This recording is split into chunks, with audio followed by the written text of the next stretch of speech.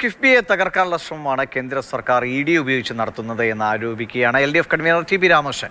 തെരഞ്ഞെടുപ്പ് കാലത്ത് ഇത്തരം നടപടികൾ പതിവാണ്. ഇടതുപക്ഷ മുന്നണിക്ക് ഒരു ആശങ്കയില്ല എന്നും നിയമപരമായും രാഷ്ട്രീയപരമായും ഇക്കാര്യങ്ങളെ നേരിടുമെന്നും ടി പി രാമകൃഷ്ണൻ പറഞ്ഞു.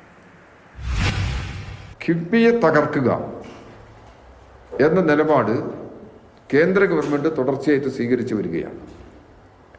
ഈ ലക്ഷ്യം വെച്ചുകൊണ്ടാണ് കേന്ദ്ര ഏജൻസികളെയെല്ലാം ദുരുപയോഗപ്പെടുത്തി കേരളത്തിൻ്റെ ഈ വളർച്ചയെയും മുന്നേറ്റത്തെയും തടയാൻ വേണ്ടി ശ്രമിക്കുന്നത്.